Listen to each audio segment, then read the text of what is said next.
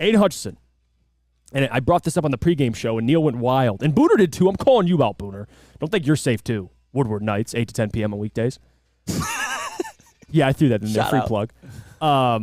Yesterday, the whole story was about Aidan Hutchinson. Right? Aidan Hutchinson this, Aidan Hutchinson that. And I did bring up he needs to have a sack. Yeah, of course. Get a sack. Or 2. And he got 2. He goes 2 more for y'all. So I get that. And I even agreed with that statement. Aidan Hutchinson, you need a sack or 2. My big thing, though, and this is what I told Neil, is it's not just about Aidan. You go in his draft class, Kayvon Thibodeau, Trayvon Walker. Kayvon is playing next to Dexter Lawrence, who's a walking double team. And Leonard Williams. Who's a pretty serviceable edge rusher. And then you got Micah Parsons with DeMarcus Lawrence, Trayvon Walker with Josh Allen, double-digit sack guy. The whole thing. And Booner now chime in. And Jeff said the Lions need to get another end to help Hutch. Don't let this man trick you. I didn't even say that, Booner. Like, I never said that. I said somebody else needs to step up. If they can get another edge rusher, cool. But somebody else needs to help Aidan Hutchinson. Help him. And what happened, Booner? Explain to me. Benito Jones, first sack of the game. Who got the second? Derek Barnes. Derek Barnes. It's weird, right? Bizarre. It's weird how others are getting after the quarterback. It's almost like it's a team game, you'd say. It's almost like it's a team game. And when others are threats to get after the quarterback, what happens? Oh, I forgot about Aidan Hutchinson. 2 sacks and a forced fumble. It's not a coincidence that Aidan had his game, the game he had, on the same day as the rest of the guys showed up. Benito Jones, Ali McNeil got a sack. Like, everybody was chipping in. And Aidan, by default, benefits because of that. This isn't science. Like, this isn't science. It's very simple. Like, it's football, guys. Like, Aidan Hutchinson can't take on 2-3 guys and get a sack every single play. You need somebody else to command attention. And they did that. So, again, Neil Rule, Booner, I told you so. He needed others. And you guys were all like, no, it's just Aidan. The others can just get no pressures. Aidan needs to get a sack. The others can go have a margarita on the sidelines. But I expect Aidan to get 2-3 sacks and 3 forced fumbles. It's not that easy. And I'm very glad, whether it's, Aaron Glenn making adjustments, whether it's whatever it is, they got pressure from the interior, Sam, and they had other guys, even linebackers, stepping up. Charles Harris, another guy, had 7.5 sacks his first year here. He was kind of quiet. He showed up. It was great. The rest of the guys showed up to the party, and it helped out Aidan Hutchinson. So, yes, I'm glad Aidan showed up, got 2 sacks, wrecked the game, Sam. But there's context to that. The others showed up as well. Well, they did. Yes, it was obviously a total team defensive domination. They had 7 sacks as a whole as a team. But I will say this. It was so great to see Aidan Hutchinson just kind of close down the club at the end. He had 2 in the fourth quarter, including a sack fumble, which he recovered. And here's the thing. When you're Aidan Hutchinson, he was tied for the NFL lead in quarterback pressures throughout the first couple of weeks. But he hadn't gotten one yet. But when you get to the quarterback as often as Aidan Hutchinson had, or at least pressure the quarterback as much as Aidan Hutchinson had, at some point you're going to get one or you're going to get a couple, and Aidan Hutchinson most certainly did that. That was probably the most excited I was on the stream all day, was watching Aidan Hutchinson finally get one, because I was kind of tired of the whole, he doesn't have any sacks thing. And a lot of that was on him. I was expecting a little bit more from him week 2, but still, he answered a lot of questions, and I'll tell you what, 15 is still very much on the table for Aidan Hutchinson.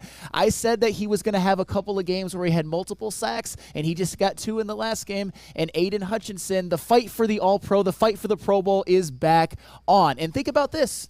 In 2 out of the 3 games, Aidan Hutchinson was dominant. He was dominant against Kansas City. He just didn't get a sack. He was dominant in the game against Atlanta, and he got a couple of them. And it wasn't just the interior that was getting those pressures. It was Aidan Hutchinson was the one a lot of the times that was collapsing the pocket. It was a total team pass rush on the defensive line. Aidan Hutchinson was the leader of that, and he dominated that game from start to finish. I don't care that he didn't get a sack in the first 3 quarters. He dominated from start to finish. That is the guy that I know and love. That is the guy who's the best player on this team. That is the guy who's going to be the Pro Bowler and maybe even All-Pro this year. Don't let him get another couple games like this, because the Aidan Hutchinson hype train is even going to go higher and higher. And you know what? He is going to get a couple of games like this. Bravo to you, Aidan Hutchinson. With the quarterbacks that are coming up, I think it's only destined, because you think about even just this next week against Jordan Love, the Green Bay Packers. Then you go into Carolina, or no, is it home against Carolina? Either way. That's at home. Bryce Young or Andy Dalton. So those are 2 games where I think he's just going to disrupt the whole game, and I can't wait to see him. against, in my opinion, I think the game that he really has potential to go off again is the Saints. Because Derek Carr, he can look really good one game and then look really bad the next. And I think Aidan Hutchinson is just going to give him trouble. They have no tackles out there. Yeah, we New know Orleans. Aidan's that guy. He's a stud. Like, we know that. And so the sacks were going to come eventually. I asked Aidan to step up last week. Yeah, step up. But there's also another part of that. Both things can be true, guys. Aidan, yeah, he needs to get a sack. But let's talk about the others for a second, too. Like, and again, that's Neil Rule's quote. He always says it. Both things can be true. It's funny how that applies to everything but yesterday when we had the conversation. Like, both things can be true. But then when we talk about, yeah, Aidan needs a sack, but the others need to step up, Neil's like, no, it's just Aidan. Okay, well, I disagree with that. And you saw it play out that way. The others showed up. Look what happened. By default, it helps Aidan. It does. It's not a coincidence, guys, that last year James Houston, when he was getting a sack a game, Aidan was wrecking teams through that stretch. When you have a guy like James Houston, who offensive lines and offenses have to key in on and say, okay, Houston, he's a threat. What the hell is that? See him flying off the edge. Exactly. You can't just double Aidan every play. You're going to have Houston get free.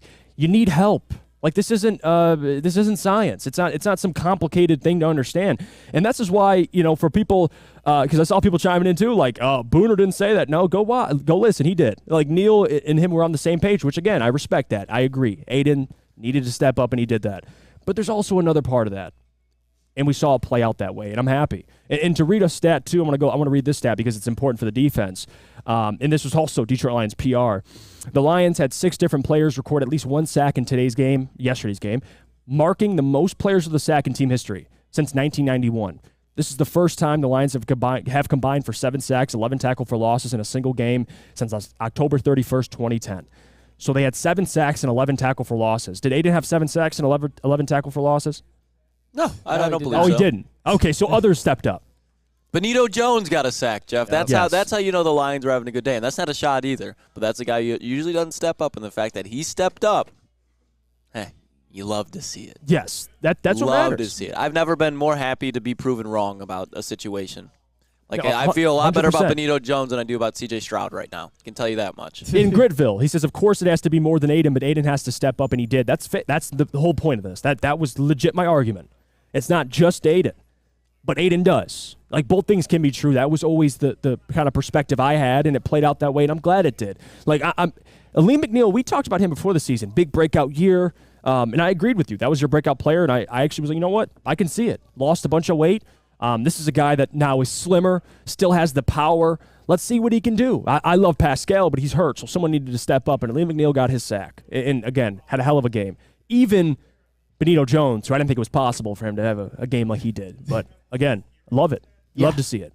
Yeah, and Aidan Hutchinson, here's the thing. I definitely thought that he needed to step up and have a great game, which he did. I didn't think that his performance against Seattle was good enough, although I didn't think he was necessarily the problem. I thought he needed to rise up a little bit more than he did. But the reality is he answered a lot of questions, and it almost seemed like the way that Neil and Booner were talking, and all due respect, because I agree with with you guys in a lot of what you said, it was almost like an ultimatum or some point in his 3rd game of his 2nd year. And I get it. I expect generational greatness from Aidan Hutchinson, but this idea that he's kind of almost fallen off and he really needs to step up or else. And it's like, or else what? So Aidan Hutchinson is already at a crossroads, and so here's the thing, and I'm going to go there because, God damn it, I am going to go there. So with Aidan Hutchinson, it's like, if he doesn't step up in this game, oh my God. But Jamison Williams has already showed generational greatness. Ask Neil Rule about that later today. Flannel was waiting for that one. And look at this one. Cody Angle, Jeff acting shocked that people were holding a number 2 pick accountable for what he said he was drafted to do. No, I'm not shocked. Did you hear what I just said? Like, he needed to step up. But it's not just Aidan, though, Cody. Like, you understand that. Like, you can't just have Aidan on. Aidan, your team can't end the year with 23 sacks and Aidan have all 23 sacks. Like, I'm sorry. Like, it can't just be Aidan. And if no one can understand that, then I'm sorry. There's a disconnect. Like, Aidan is a big part of this team. And yes, he had to step up. But others have to as well.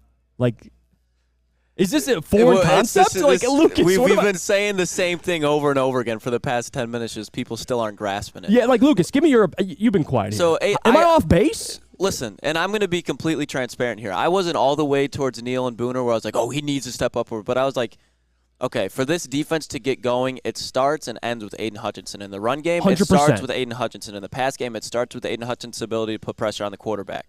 So you can't give him because people forget about how impactful he is in the run game. So his run game, how he's been performing, is completely legitimate. There's no way to fault that. But you have to raise some question marks just at the fact that he was getting all those hurries, all those pressures, he couldn't finish it. Now, to your guys' point, there's a reason that he's not finishing it. There's probably not enough pressure coming from the inside or the outside. That's definitely what was happening. And when you have Levi Onwuzurike, Jack Campbell blitzing up the middle, Derek Barnes up the middle, now you can create that interior pressure, and Hutch actually is able to finish those sacks. And he also just completely manhandled Desmond Ridder on that second one inside the 10 when he got the forced fumble recovery, and sack in one play. So, yeah, I get what Neil was saying, but it's just common sense in my mind. Like, it's like a quarterback expecting to produce with no receivers or running backs around him. Like, right. he was just like, he's not set up for success. Right. And that's the thing.